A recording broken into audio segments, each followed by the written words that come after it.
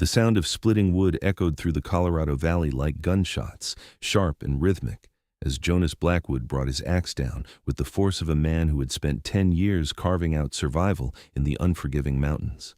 It was the summer of 1878, and the sun beat down mercilessly on the tall pines that surrounded his isolated cabin, the only home he had known since the war had taken everything that mattered and left him hollow as a dried creek bed.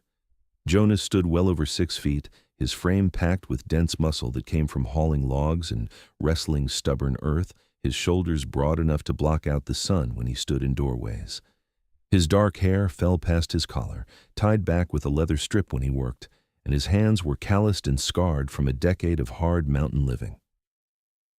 At 32 years old, he had grown accustomed to the silence, to the company of eagles and elk rather than people, and he told himself he preferred it that way.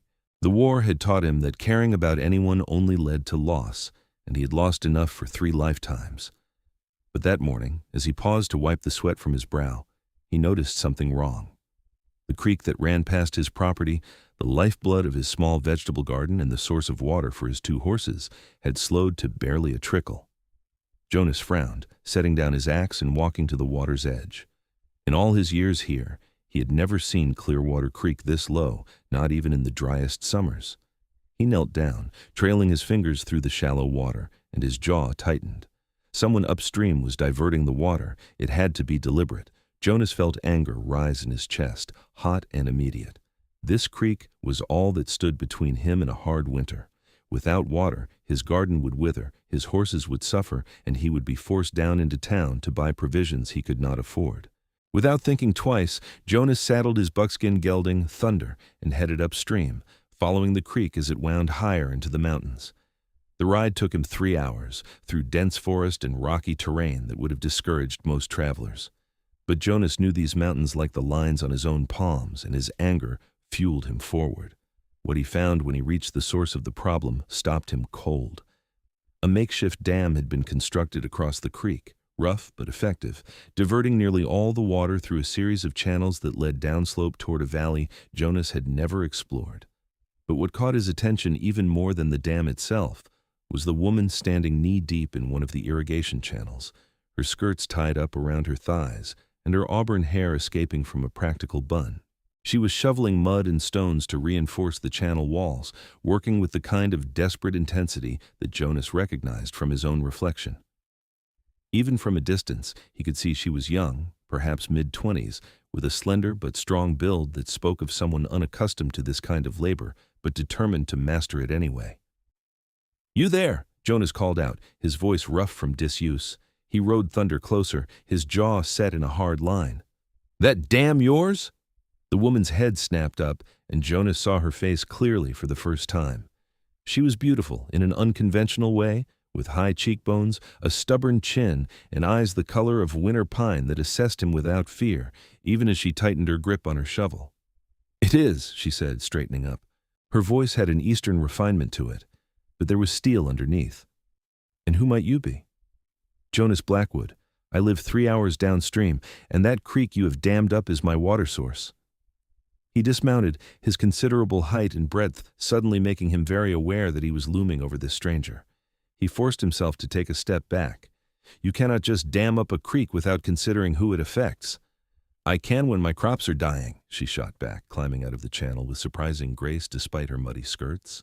Up close, Jonas could see the exhaustion in her face, the sunburn on her nose, and the calluses forming on her palms. "I bought this land 3 months ago. The man who sold it to me swore there was adequate water for farming. He lied. By the time I realized the creek that runs through my property is seasonal and already dried up, I had 60 acres planted and no way to water them." Jonas felt his anger waver slightly. "So you dammed up Clearwater Creek?" "I had no choice." She met his eyes steadily. "I am Clara Hartwell. I came here from Boston with every penny I had saved to start a new life. If I lose this harvest, I lose everything. The bank will take the land, and I will have nothing." The vulnerability in her voice, quickly masked, struck something in Jonas that he thought had died years ago. He looked past her toward the valley below, and for the first time, he took in the full scope of her situation. The farmhouse was barely standing, more of a shack, really. and the barn looked like a strong wind might knock it over. But the fields were extensive and well planted, rows of corn and wheat and vegetables stretching across the valley floor. She had put everything into this. "You are alone here?" The question came out harsher than he intended. Clara's chin lifted. "I am. Is that relevant?" "It is dangerous for a woman alone this far from town." Jonas ran a hand through his hair, frustration warring with something else he did not want to name. "How far is the nearest neighbor besides me?" "About 12 miles south. The Johnsons. They have been kind enough to check on me once a week." Clara crossed her arms. "But I did not come to Colorado to be coddled, Mr. Blackwood. I came to build something of my own." Jonas respected that, even as every protective instinct he had tried to bury roared to life. He looked at the dam, then back at Clara's defiant face, then down toward her valley of struggling crops. "I need that water too," he said finally. "My garden will not survive without it, and I cannot afford to buy provisions in town." "I understand that, but I need it more." 60 acres versus what, a small vegetable patch? Clara's voice softened slightly. "I am sorry, truly, but I cannot give up this dam." They stood in tense silence, the sun beating down on both of them.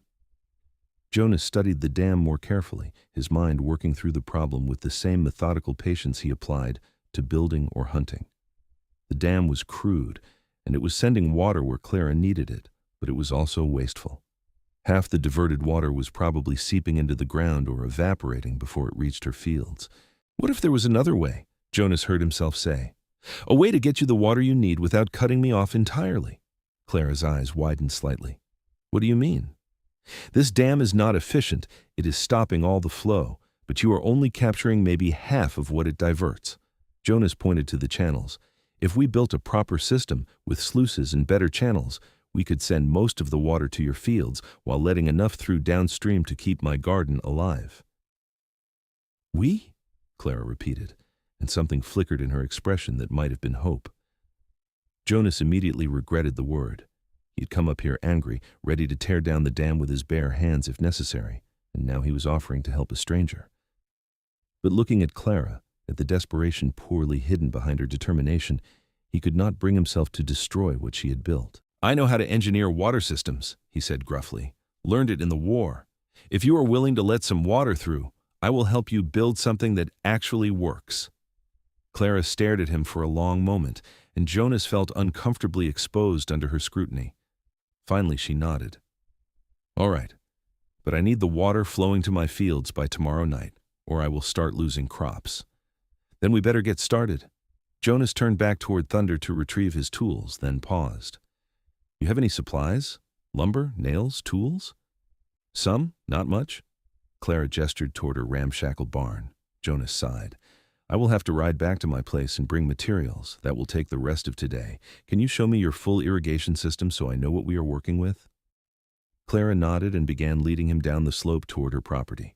As they walked, Jonas found himself acutely aware of her presence beside him, the way she moved with determined purpose despite her obvious exhaustion, the way the sunlight caught the red in her hair.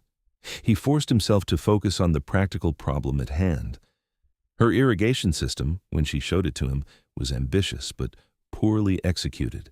She had dug channels by hand, an enormous undertaking for one person, but they were too shallow and too winding, losing water at every turn. "You did all this yourself?" Jonas asked, unable to keep the surprise from his voice. "I hired 2 men from town to help for the first week, but I ran out of money to pay them." Clara looked out over her fields with a mixture of pride and worry. "I have been working sunrise to sunset ever since, but I know it is not enough. I am not a farmer, Mr. Blackwood. I was a schoolteacher in Boston. I learned everything I know from books. Call me Jonas." He studied the channels, his mind already redesigning them. "And books only get you so far. But you have good instincts. The layout is smart. You just need better execution." Clara looked at him with something that might have been gratitude. "And you will help me?" "I will help you," Jonas confirmed, though part of him wondered what he was getting himself into. "But I need to get supplies. I will be back tomorrow morning at first light. I will be ready." Clara extended her hand and Jonas shook it, her palm small and calloused against his. The touch lasted only a moment, but it left him unsettled in a way he did not want to examine. The ride back to his cabin took longer than usual because Jonas stopped twice to cut timber he would need. By the time he arrived home, the sun was setting, painting the mountains in shades of gold and crimson. He spent the evening sorting through his supplies, gathering tools, and trying not to think about the woman with the determined eyes and the failing farm. Sleep came hard that night. Jonas kept seeing Clara standing in that irrigation channel, her skirts hiked up and her face set with stubborn courage. He told himself he was only helping her because it was the practical solution to their shared problem, that it had nothing to do with the way his heart had kicked when she smiled or the protective surge he had felt when he realized she was alone out here. When dawn broke, Jonas was already loading his wagon with lumber, a good saw, hammers, nails, and several spools of rope.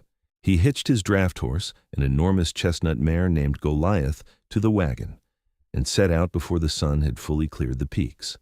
The journey back to Clara's property took 4 hours with the loaded wagon, but when he arrived, he found her already working, attempting to deepen one of her channels with a shovel that was clearly too large for her. "You are here," she called out when she spotted him, relief evident in her voice. "Said I would be." Jonas jumped down from the wagon and began unloading. "First thing we need to do is rebuild that dam properly. Right now it is just blocking water. We need to turn it into a control system." They worked side by side all morning, and Jonas found himself surprised by Clara's willingness to learn and her refusal to shy away from hard labor. When he showed her how to notch logs properly for a watertight fit, she watched carefully and then replicated the technique with impressive accuracy. When they had to haul a particularly heavy beam into place, she grabbed one end without being asked and lifted with her legs, not her back, the way someone had clearly taught her. "You are stronger than you look," Jonas observed as they set the beam in place. Clara wiped sweat from her forehead, leaving a streak of mud across her face. "I've had 3 months of intense education in manual labor. I have muscles I did not know existed." Jonas found himself smiling, an unfamiliar expression. "Where did you learn to lift properly?" "My father was a carpenter before he became a schoolmaster. He used to take me to job sites when I was young." Something sad crossed Clara's face. "He died 5 years ago. My mother passed 2 years later. Teaching paid enough to support myself, but not enough to ever own anything. When I turned 25, I decided I wanted more than a rented room and other people's children." "So you came west?" "So I came west," Clara confirmed. "Everyone said I was crazy. A single woman buying land sight unseen, planning to farm with no experience. Maybe they were right." "You are not crazy," Jonas said firmly. "Brave, maybe. Stubborn. Definitely. But not crazy." Clara looked at him with an expression he could not quite read. "Thank you for that. And thank you for helping me. I know you did not have to." Jonas shrugged, uncomfortable with gratitude. "Helping you helps me. Basic self-interest." But they both knew that was not entirely true. Jonas could have simply torn down the dam, taken what he needed, and left Clara to figure out her own solutions. Instead, he was spending days of labor and his own materials to ensure they both survived. By midday, they had the foundation of a proper dam structure in place. Jonas designed it with 3 sluice gates that could be adjusted to control water flow in multiple directions. Most of the water would go to Clara's fields, but enough would continue downstream to feed Jonas's garden and provide for his horses. "It is brilliant," Clara said, studying the design with obvious admiration. "How did you learn to build like this?" "Army Corps of Engineers," Jonas said shortly. "During the war, we built bridges, fortifications, water systems for camps. You learn fast when lives depend on it." Clara nodded, not pressing for more details, which Jonas appreciated. He did not talk about the war, about the friends he had lost or the things he had seen. That was part of the life he had left behind when he came to these mountains. They broke for a quick lunch, and Clara brought out bread, cheese, and apples from her small farmhouse. They sat in the shade of a cottonwood tree, and Jonas found himself relaxing in her company in a way he had not relaxed around another person in years. "Tell me about Boston," he said, surprising himself with the request. Clara smiled, a genuine expression that transformed her tired face. "It is crowded, noisy, full of people rushing everywhere. In winter, the snow piles so high you can barely see out the windows. In summer, the heat sits heavy in the narrow streets." She paused, her smile turning wistful. But there are libraries, Jonas, beautiful libraries with thousands of books, theater performances, concerts, lectures. I miss that sometimes, the life of the mind. What made you give it up?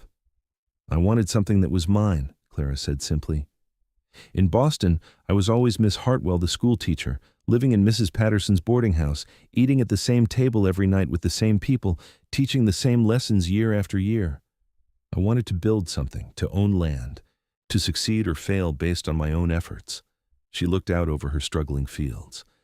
I just did not realize how hard it would be. Jonas followed her gaze. Nothing worth having comes easy. Is that why you are up here alone in the mountains? The question was gentle, but it struck deep. Jonas was quiet for a long moment before answering. I came here because I needed silence. The war was loud. In every way, a thing can be loud. After it ended, I could not stand cities, could not stand the noise and the crowds. I found this place, and it was quiet enough that I could finally breathe. Clara studied him with those perceptive eyes. And has it been enough? The silence? Jonas met her gaze, and something passed between them, an understanding that went beyond words. It was, he said slowly, until recently. They returned to work after lunch, and the conversation flowed more easily now. Clara asked about the mountains, and Jonas found himself telling her about the wildlife, the seasonal patterns, the hidden valleys and secret streams. She told him about her students in Boston, about her favorite books, about her father's carpentry lessons. By evening, they had the dam structure largely complete. It would need another day of work to finish the sluices and test the system, but already Jonas could see it would work. Clara walked the length of the improved channels as the sun set, and when she returned to where Jonas was packing up tools, her eyes were bright. "It is going to work," she said, almost disbelieving. "Jonas, you have saved my harvest." "We are not done yet," Jonas cautioned, but he felt a warm satisfaction at her joy. "I will be back tomorrow to finish the sluices and make sure water flows properly to all your fields." Clara hesitated, then said, "Will you stay for supper? It is not much, but I make a decent stew, and it is the least I can offer after everything you have done." Jonas knew he should refuse. He should maintain his distance, finish this job, and retreat back to his quiet mountain existence. But looking at Clara's hopeful face, he found himself nodding. "Stew sounds good." Clara's farmhouse was sparse but clean, with simple furniture and bare walls. She had a decent iron stove, and soon the smell of cooking meat and vegetables filled the small space.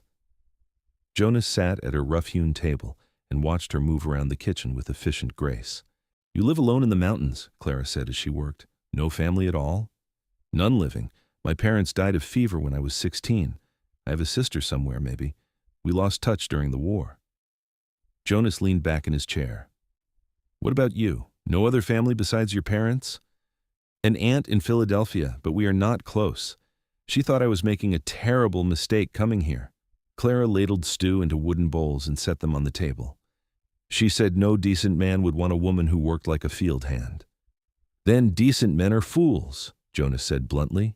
Clara laughed, a clear, unguarded sound. "You are unlike anyone I have ever met, Jonas Blackwood." They ate together as darkness fell, and Clara lit oil lamps that cast warm pools of light in the small house. Jonas found himself telling her about thunder and Goliath, about the cabin he had built with his own hands, about the harsh winters and the wild beauty of the high country. Clara told him about teaching Shakespeare to bored merchants' sons, about sneaking novels during church, about the decision to answer an advertisement for cheap land in Colorado Territory. When the meal was finished and Jonas knew he should leave, he found himself reluctant to mount Thunder and ride back into the darkness. Clara walked him out to where he had tied his horse, and they stood together under a sky blazing with stars. "Thank you," Clara said softly. "Not just for the dam, but for treating me like I belong here, like I'm not crazy for trying." "You belong here as much as anyone," Jonas said. He wanted to say more, wanted to tell her that in one day she had made him feel more alive than he had felt in 10 years, but the words stuck in his throat. Instead, he tipped his hat. "I will see you in the morning." The ride home seemed longer than usual, and when Jonas finally reached his cabin, he sat outside for a long time, staring up at the same stars and wondering what he was doing. He had built a life based on solitude, on keeping himself separate from anything that could cause pain. Helping Clara was supposed to be a simple transaction, a practical solution to a practical problem. But somewhere during the day, it had become something more, and Jonas was not sure he knew how to handle that. He returned the next morning as promised, and together he and Clara spent the day fine-tuning the sluice gates and testing water flow. Jonas showed her how to adjust the gates to control the amount of water going in different directions, and Clara proved to be a quick study. By late afternoon, water was flowing steadily through all her irrigation channels, and the relief on Clara's face was palpable. She stood in the middle of her cornfield, watching the water soak into the thirsty earth, and when she looked back at Jonas, there were tears on her cheeks. "Thank you," she whispered. "I do not know how I can ever repay you." Jonas shifted uncomfortably. "You do not owe me anything. We both needed the water. Now we both have it." But as he prepared to leave, Clara caught his arm. "Jonas, wait. Would you consider teaching me more? About living out here, about farming in this climate, about making it through a mountain winter?" She spoke quickly, as if afraid he would refuse. "I will pay you what I can once I sell my harvest. Or if you need help with anything at your place, I'm stronger than I look. But I need someone who knows what they are doing, and you are the only person who has not treated me like a fool for trying." Jonas looked down at her hand on his arm, small and determined, and felt something shift in his chest. He knew he should say no, knew that spending more time with Clara was dangerous to the careful isolation he had built. But he also knew that leaving her alone to face a Colorado winter with only book learning was likely a death sentence. "I do not need payment," he said slowly, "but I will teach you what I can, starting tomorrow if you want." Clara's smile was brilliant. Tomorrow. Yes. Jonas rode home that evening with his mind in turmoil. He told himself he was simply being a good neighbor, that anyone would do the same. But he knew he was lying to himself. Clara had gotten under his defenses in a way no one had since before the war, and he was not sure whether to be terrified or exhilarated. The next morning dawned clear and bright, and Jonas found himself hurrying through his morning chores so he could head to Clara's farm. When he arrived, she was already waiting, dressed in practical work clothes with her hair braided back. "I am ready to learn," she announced. Jonas spent the morning teaching her how to read the sky for weather signs, how to judge when crops were ready for harvest, and how to protect young plants from the intense Colorado sun. Clara absorbed everything like a sponge, asking intelligent questions and immediately applying what she learned. At midday, Jonas suggested they ride up to check on the dam and make sure it was holding. Clara saddled a small bay mare she called Daisy, and they rode together through the forest. Jonas found himself enjoying her company, the way she commented on the landscape, the questions she asked about the plants and animals they saw. At the dam, everything was functioning perfectly. Water flowed steadily in all directions, and Jonas felt a craftsman's satisfaction in work well done. Clara inspected the sluice gates carefully, practicing opening and closing them, until she was confident she could maintain the system herself. "You built something permanent here," Clara said, running her hand along the solid timber. "Something that will last years." "That is the point," Jonas replied. "Build things right the first time. They do not need rebuilding." They sat on the bank for a while, watching the water flow, and Clara asked, Do you ever get lonely up here by yourself?" Jonas considered the question seriously. "I did not think I did. I thought I preferred the solitude. But lately—" He trailed off, not sure how to finish. "Lately?" Clara prompted gently. "Lately I'm not so sure," Jonas admitted. It was more honesty than he had intended, but something about Clara made him want to be truthful. Clara was quiet for a moment, then said, "I thought I wanted complete independence, to rely only on myself, to need no one. But the truth is, these last 3 months have been the loneliest of my life. Not just lonely for company, but lonely for connection, for someone who sees me as more than just the crazy woman trying to farm alone." Jonas turned to look at her and found her already watching him. The moment stretched between them, charged with possibility, and Jonas felt the careful walls he had built around his heart beginning to crack. "I see you," he said quietly, "and I do not think you are crazy at all." Clara's breath caught, and for a heartbeat, Jonas thought about closing the distance between them, about finding out if her lips were as soft as they looked, but years of caution held him back. Instead, He stood abruptly and offered her a hand up. "We should head back. I want to show you how to preserve vegetables for winter storage." If Clara was disappointed by the interrupted moment, she did not show it. She took his hand and let him pull her to her feet, and they rode back to her farm in companionable silence. The days that followed fell into a comfortable pattern. Jonas would arrive at Clara's farm each morning, and they would work together on whatever task was most pressing. He taught her to hunt small game, to preserve meat, to identify edible plants and dangerous ones. She proved to be a capable student, and more than that, a pleasant companion. Her curiosity was endless, and Jonas found himself enjoying explaining things, sharing knowledge he had kept locked away for years. In the evenings, Clara would cook dinner, and Jonas would stay longer and longer, talking until the stars came out. Clara told him about growing up in Boston, about her father teaching her to love both books and building. Jonas found himself sharing memories from before the war, stories about his childhood he had not thought about in years. 3 weeks after they first met, Jonas arrived to find Clara struggling with a broken plow blade. She was trying to repair it herself, but the metal had cracked clean through. "You need a blacksmith," Jonas said, examining the damage. "This cannot be field repaired." Clara's face fell. "The blacksmith in town charges a fortune, and I am trying to save every penny for winter supplies." Jonas made a decision. "I have blacksmithing tools at my place. I can fix this, but you would need to come back with me. It will take most of the day." It was the first time he had invited anyone to his cabin in 10 years, and Clara seemed to understand the significance. She nodded solemnly. "I would like that very much." They rode together through the mountain passes, Clara keeping pace easily on Daisy.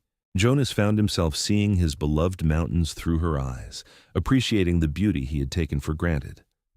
Clara exclaimed over a waterfall, marveled at the height of the pines, and laughed in delight when a family of deer crossed their path. When they reached his cabin, Jonas felt unaccountably nervous. His home was simple and utilitarian, built for function over beauty. But Clara looked around with obvious approval. "It is perfect," she said, "exactly what I would have imagined for you. Strong and solid and made to last." Jonas felt warmth spread through his chest at her words. He showed her around the property, the vegetable garden that was thriving now with adequate water, the small barn where Thunder and Goliath dozed in their stalls, the workshop where he kept his tools. The forge was in the workshop, and Jonas spent the afternoon heating and hammering the plow blade back together. Clara watched the process with fascination, asking questions about metallurgy and heat treatment. When Jonas finally quenched the repaired blade in water, sending up a hiss of steam, Clara applauded. "That was like watching magic," she said, "taking something broken and making it whole again." Jonas looked at her across the workshop, backlit by the afternoon sun streaming through the door, and felt something click into place in his chest. He had been broken too, shattered by war and loss, and somehow Clara was making him whole again. "Clara," he began, setting down his tools and taking a step toward her. But before he could continue, the sound of hoofbeats interrupted them. Jonas tensed immediately, his hand moving instinctively toward the rifle he kept mounted near the door. Visitors were rare at his cabin, and rarely welcome. 2 men rode into the yard, rough-looking characters with calculating eyes. Jonas recognized the type immediately. Drifters, probably outlaws looking for easy targets. "Afternoon," the first man called out. He was broad-shouldered with a scarred face, his hand resting casually on the pistol at his hip. "Name is Jack Corrigan. This here is my partner, Pete. We are looking for work. Heard there might be a lady farming alone somewhere nearby. Thought she might need some help." Jonas stepped in front of Clara, his considerable frame blocking their view of her. "The lady has all the help she needs. I suggest you move along." Corrigan's eyes narrowed. "That is not very friendly. We have been riding a long way. At least let us water our horses." "There is a creek a mile down the trail," Jonas said flatly. "Use that." The 2 men exchanged glances, and Jonas could see them calculating odds, deciding whether 2 against 1 was worth the risk. After a tense moment, Corrigan tipped his hat mockingly. "We will be on our way then. But if the lady changes her mind about needing help, we will be around." They rode off, but Jonas watched until they were out of sight, his jaw tight with tension. When he turned back to Clara, She was pale but composed. "You think they will cause trouble?" she asked quietly. "Maybe. Probably." Jonas ran a hand through his hair. "Clara, you cannot stay alone at your farm anymore. It is too dangerous. Those men know you are there now, and they will come back." "I cannot just abandon my property," Clara protested. "All my crops, everything I have worked for." "I am not suggesting you abandon it, but you need protection." Jonas took a breath, knowing what he was about to suggest would change everything. "Stay here, at my cabin. It is only 3 hours from your farm. You can ride over each day to tend your crops, and I will go with you. But you sleep here, where it is safe." Clara stared at him. "Jonas, I cannot impose on you like that. This is your home, your sanctuary. And I am offering to share it." Jonas moved closer, his voice intense. "Clara, I have spent 10 years alone in these mountains, and I thought that was what I wanted. But these last few weeks with you have been the best I can remember. You are not an imposition. You are—" He struggled for the right words. "You are something I did not know I was missing." Clara's eyes filled with tears. "I feel the same way. From the moment you showed up angry about the dam, I have not been able to stop thinking about you. But I did not want to assume, did not want to push myself where I was not wanted." Jonas reached out and gently cupped her face, his calloused thumb wiping away a tear. "You are wanted, Clara, more than I have wanted anything in a very long time." Then he leaned down and kissed her, soft and careful at first, then deeper, when she rose up on her toes and wrapped her arms around his neck. It was like coming home after a long exile, like finding water in a desert, and Jonas felt the last of his walls crumble completely. When they finally broke apart, both breathing hard, Clara smiled up at him. "So I'm staying here." "You are staying here," Jonas confirmed, "for as long as you want." They rode back to Clara's farm together as the sun set, and Clara packed what she would need into saddlebags. She looked around her small farmhouse with mixed emotions. "I put so much into this place," she said softly. "I wanted so badly for it to work." "It will work," Jonas assured her. "We will make it work together, but you do not have to do it alone anymore." They made it back to Jonas's cabin well after dark, and Jonas showed Clara to his room, insisting she take the bed while he would sleep on the floor. But Clara shook her head. "I trust you," she said simply, "and I think we are past pretending we do not want to be close to each other." So they lay together in Jonas's narrow bed, fully clothed, Clara's head on his chest and his arms around her. Jonas listened to her breathing slow into sleep and felt something like peace settle over him. For years he had been surviving, going through the motions of living without actually being alive. But Clara had changed that, had brought color and warmth back into his gray world. The next morning, they woke early and rode to Clara's farm to check on her crops and make sure the irrigation system was still functioning. Everything was fine, and they spent a productive few hours weeding and reinforcing fences. But Jonas was watchful, scanning the perimeter constantly for signs of Corrigan and his partner. They did not see the men that day or the next, and Jonas began to hope they had moved on. But on the third day, as he and Clara were working in her cornfield, he caught sight of movement in the tree line. 2 horses, watching from a distance. "Clara," Jonas said quietly, "go to the house and get the rifle I brought. Do not make it obvious, just walk slowly." Clara glanced toward the trees and saw what he saw. Her face paled, but she nodded and began walking casually toward the farmhouse. Jonas continued working, though every muscle in his body was tensed and ready. The 2 men emerged from the trees and rode slowly toward him. Jonas straightened, pulling his knife from his belt and holding it loosely, the way a man might hold a working tool. But Corrigan and Pete would recognize the readiness in his stance. "Afternoon again," Corrigan said, pulling his horse to a stop about 20 feet away.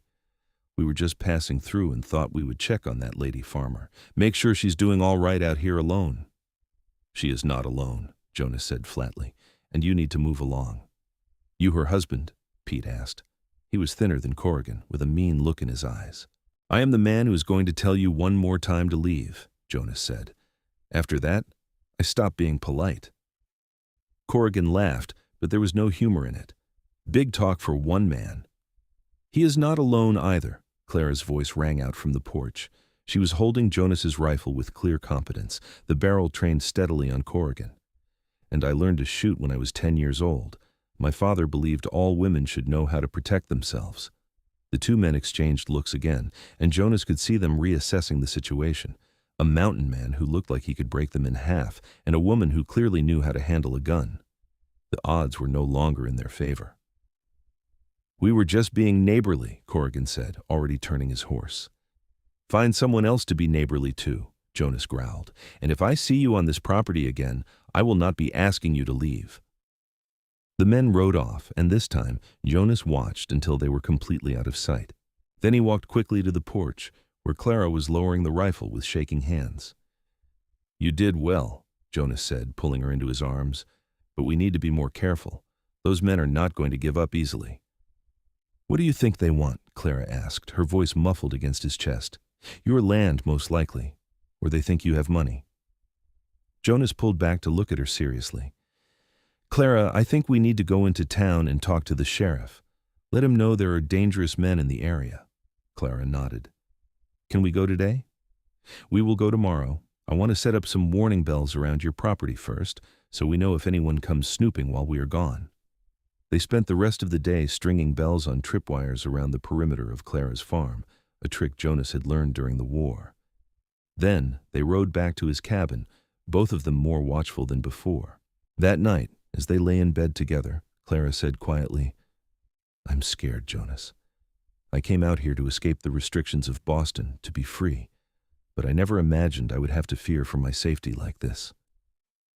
Jonas pulled her closer, his arms tightening protectively around her. "I know, but you are not alone in this. Whatever comes, we face it together." Clara tilted her head up to kiss him, and the kiss deepened quickly, weeks of restrained desire finally breaking free. Jonas ran his hands through her hair, marveling at the softness, and Clara pressed against him with an urgency that matched his own.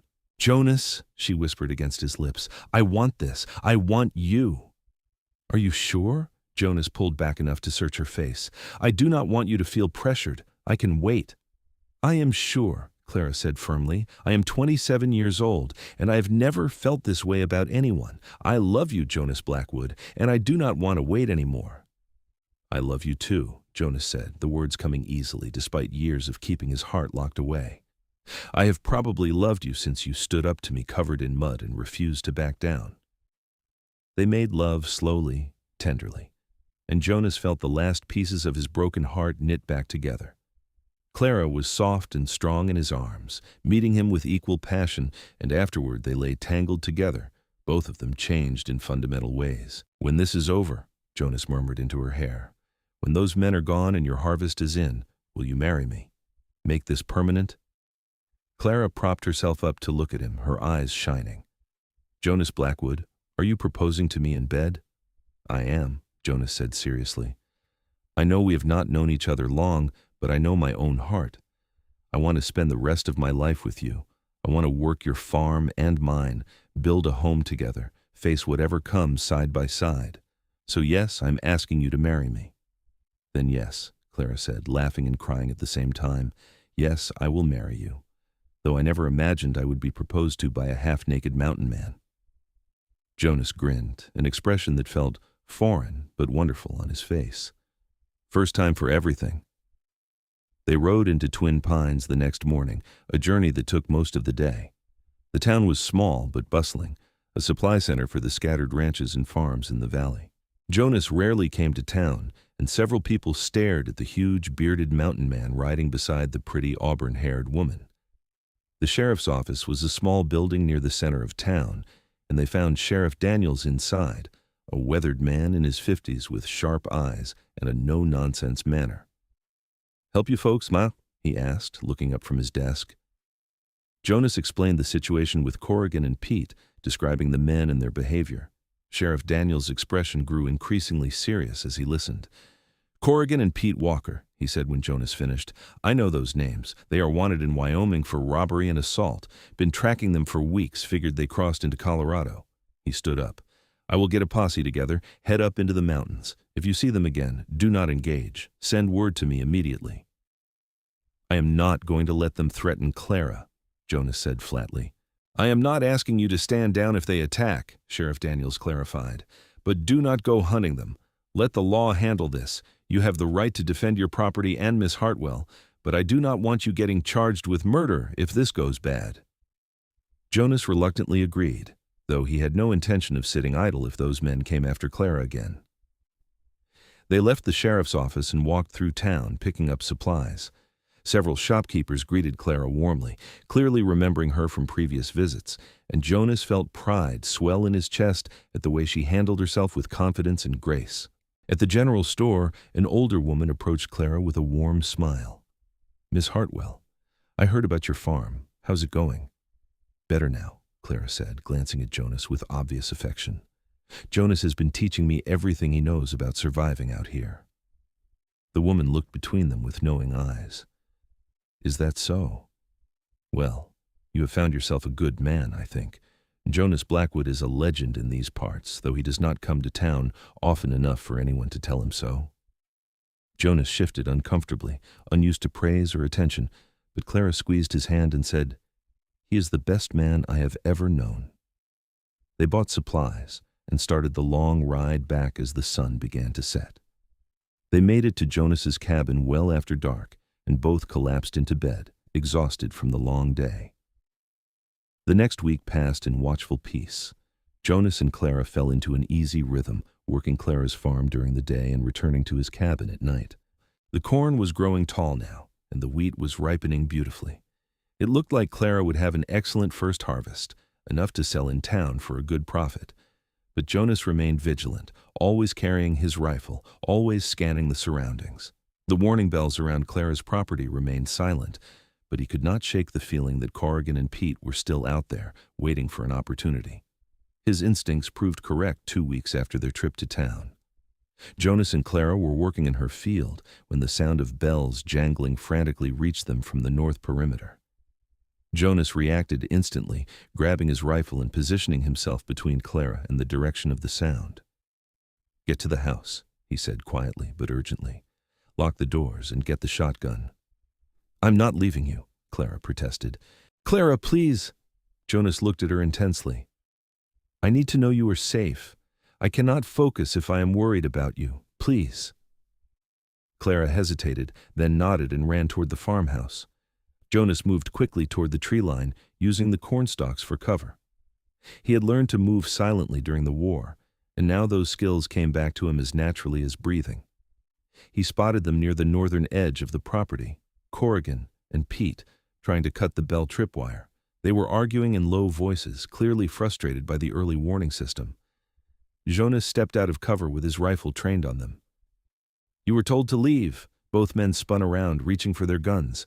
Jonas fired a warning shot into the dirt at their feet. Next one goes in your chest. Drop your weapons. For a tense moment, Jonas thought they might try their luck anyway, but the cold certainty in his voice and the steady aim of his rifle convinced them. They dropped their pistols, hands raised. You are making a mistake, Corrigan said. That woman has no right to all that land. She cannot work it alone. We were just going to offer to help, become partners. She is not alone, and she does not need your kind of partnership, Jonas said. Now you're going to mount your horses and ride out of here. If I ever see you within 10 miles of this property again, I will kill you. That is not a threat. It is a promise.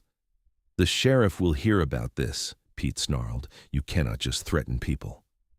I'm protecting my property and my woman from trespassers, Jonas said. The sheriff will understand that. Now move. The men climbed onto their horses, and Jonas kept his rifle trained on them until they disappeared from sight. Then he collected their dropped pistols and walked back to the farmhouse, where Clara was watching anxiously from the window. She threw open the door as he approached. Are you all right? I heard a shot. Warning shot only. They are gone. Jonas set the confiscated pistols on the porch. But they will be back, or they will try something else. We need to talk. They sat together on the porch steps, and Jonas took Clara's hand. I want to move up the wedding. I want you to be my wife legally. So if anything happens, this property and mine are protected. And I want the right to defend you without anyone questioning my authority to do so. Clara nodded slowly. I want that too. But Jonas, I do not want to marry you just for practical reasons. I want to marry you because I love you. I know, and I love you. But love and practicality do not have to be separate. Jonas squeezed her hand. Marry me this week. We will ride into town, find a preacher, and make it official. Then we figure out the rest as we go. This week, Clara repeated, a smile breaking across her face.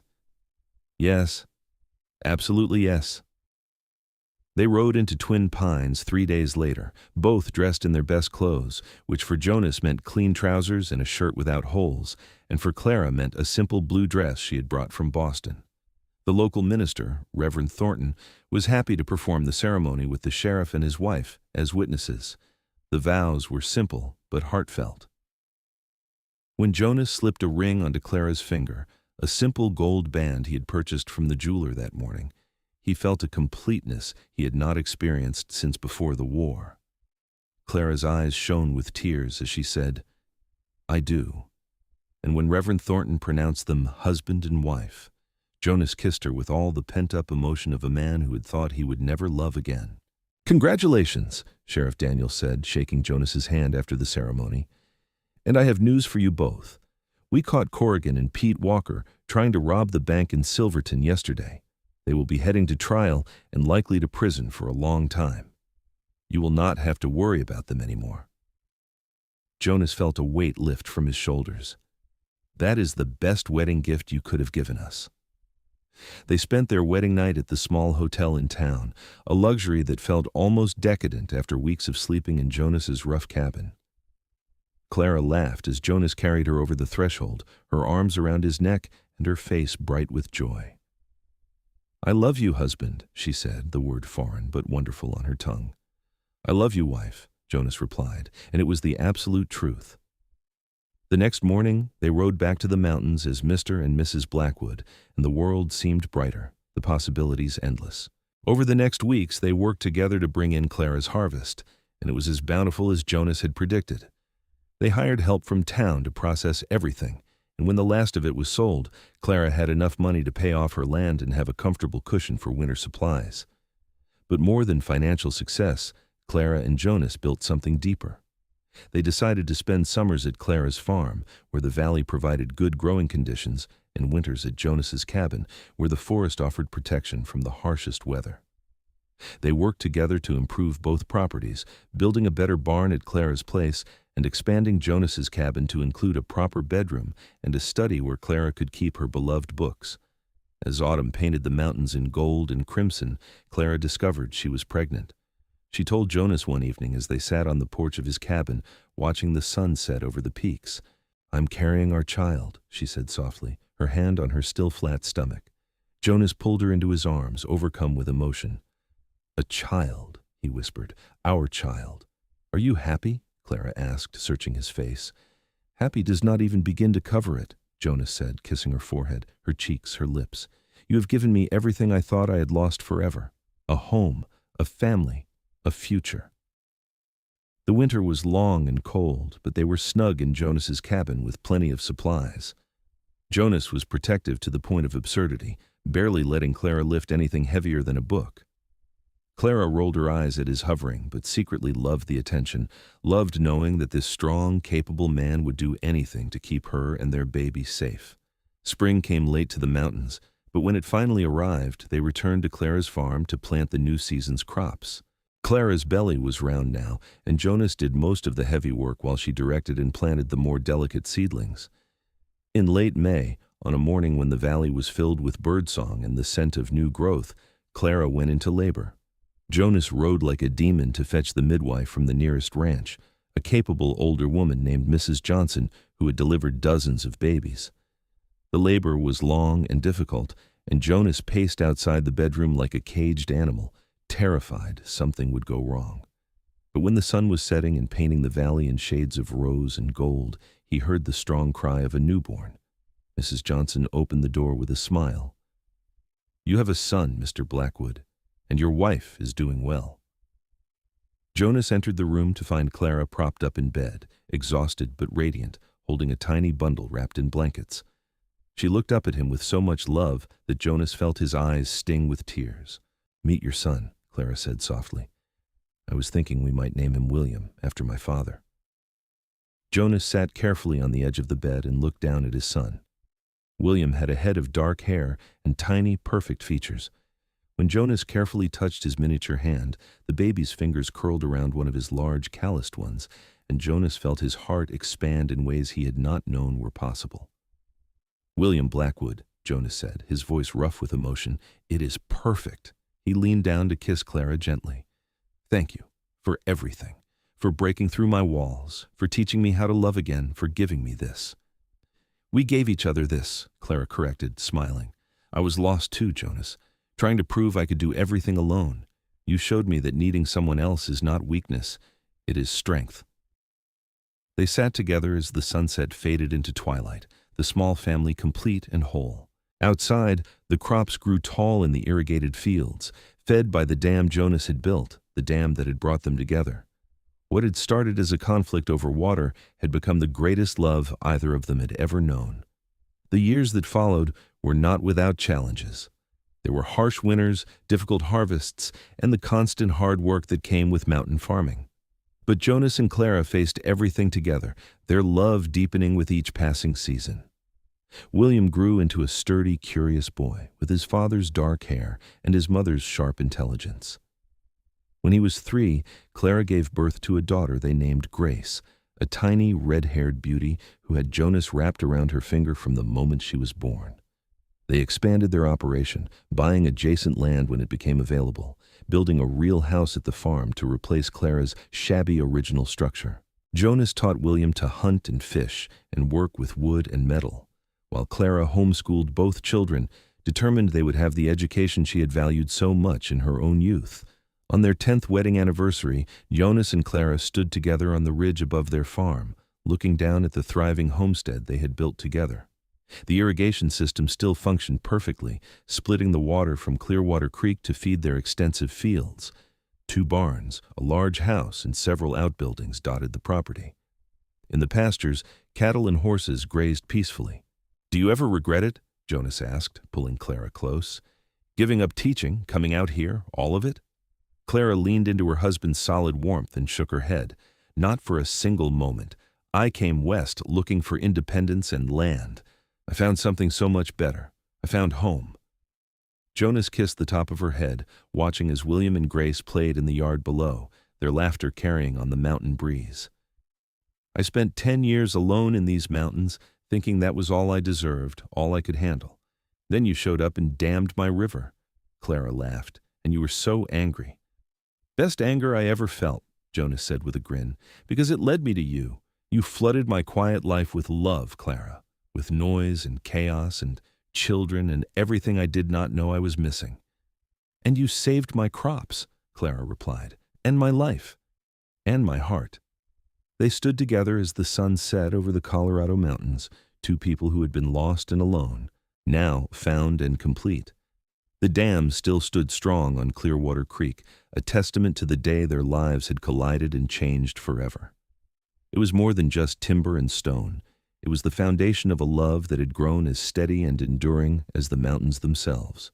William grew into a man who inherited his father's strength and skill with building, eventually marrying the daughter of a rancher from the next valley over. Grace became a teacher like her mother, running a school in Twin Pines while living on the family farm. As Jonas and Clara grew older, their children and eventually grandchildren filled their home with the kind of noise and life Clara had promised all those years ago. On quiet evenings, Jonas and Clara would still walk up to check on the dam, making small repairs when needed, remembering the day they met.